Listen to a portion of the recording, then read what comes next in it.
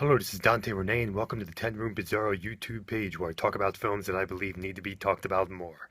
Like tonight's film, and this is a part two. If you're interested in this, watch my part one of this video, just the title, and this is part two for this film right here that I cannot pronounce. Volume 1 by Erwin C. Dietrich. This is a part two, so if you have not seen the first video of this, look it up on this YouTube page and you will find it. Here is part two of BLUTJUNGE VERFUHRERINNEN. I believe Blood Seduced or Blood Seducers. Here it is, folks. This was Erwin C. Dietrich's almost a report film, a schoolgirl report film. But I have a couple additions that I wanted to talk about and actually tell you about all of the stories a little bit more. So volume 1, here we go, and this is the second part to this video. The beginning of this movie has an eyeball. There's an eyeball right at the beginning, right in the title sequence. So stylish, so artistic, so interesting yet unnerving, and then soon to be so sexual. In the wraparound story for this film, we have this great big piece of artwork. It looks like a massive painting behind the leader of this journalism or report agency or something. It's right behind him. At one point, I almost thought it looked like Jesus behind him with a group of people. This massive, massive piece of artwork. And there is art in other sections of this film as well throughout some of the other stories. So I'm going to get into it. The first story we have involves an artist, an older man painter, and a younger girl he meets on the beach. And it's in this section that I talked about in the first video about the really erotic lip and nipple shots, and there's some nipple flicking in here, and there's also some of the weirdest belly button shots I've seen up close and personal in a film before, hands down. So we have this painter encountering the subtle seductions of a young girl that he meets on the beach, a supposed college student. We also have a story involving a gas station that's trying to give their customers just a little bit more, and kind of a white slavery type of prostitution ring going on at this gas station, and some very disturbing sequences in here as the prostitute cleans herself in between clients at the gas station. Very weird and disturbing. One of the darkest entries in this movie. We also have a student trying to seduce her teacher, and probably the most schoolgirl report story out of the bunch in this volume 1 film, and probably maybe the only story that really has kind of a twist type ending to it, whereas the rest of the stories are very simplistic and kind of just right to the point in terms of the sexuality of it. And this one has kind of a schoolgirl report twist to it, and there's some very bizarre things with the student before the story kicks in. It's a longer story out of the bunch, and some very bizarre things that I mentioned in the other video concerning this, like, kind of flip book imagery, but then also this girl like laying down with an apple. There's a lot of silence and interesting introspective sexual nature of this girl. She has these eyes that are very interesting, and her teeth as well. I mean, you're not going to get teeth like this in modern films, folks. And that's the beauty of it. And I love the sections in here involving Coca-Cola.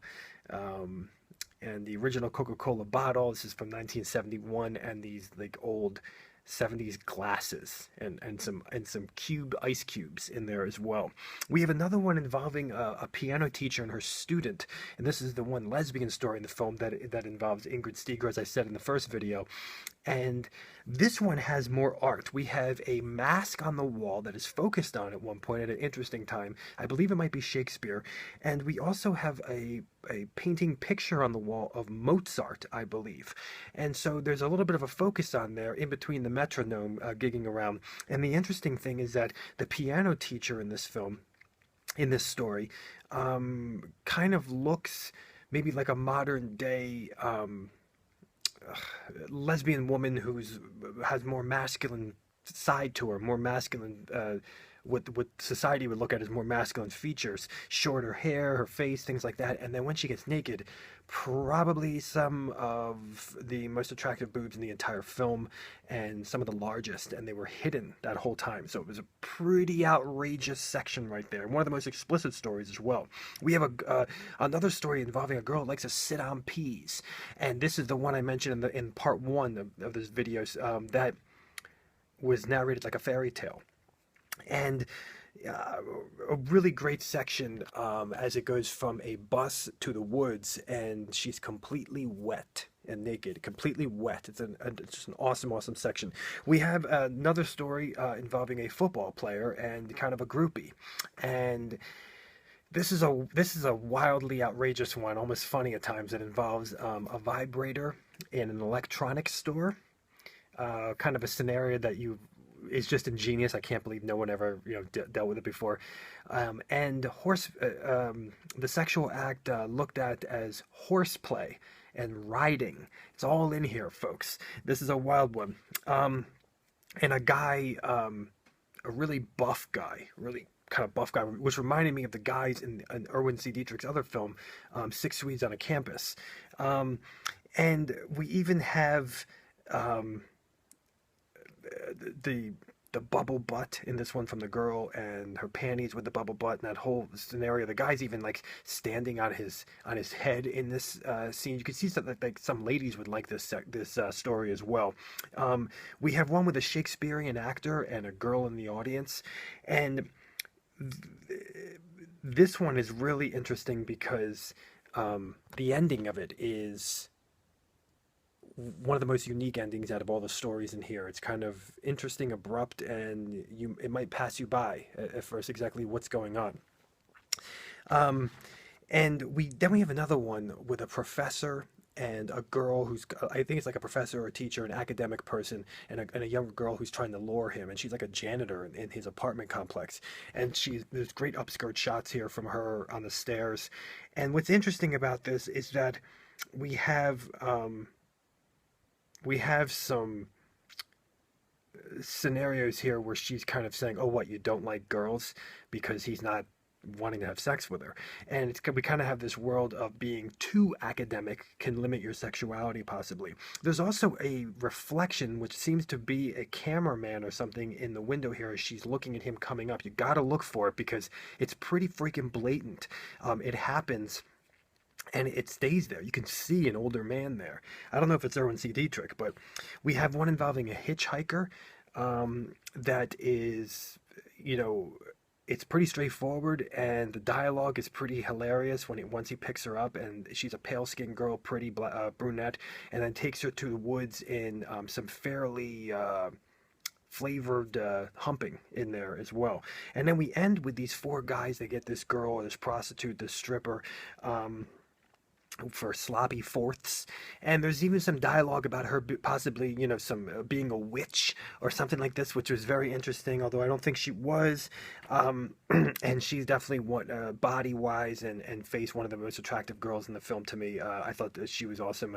Her breasts, everything else, areolas, the whole nine, and sloppy fourths. Ooh. And so we in this film, and in another Erwin C. Dietrich film that I looked at, Six Swedes on Campus, there's a lot of undressing, and undressing equaling seduction.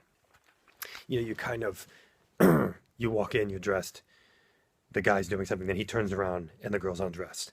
But there seems to be fetish of undressing in this film.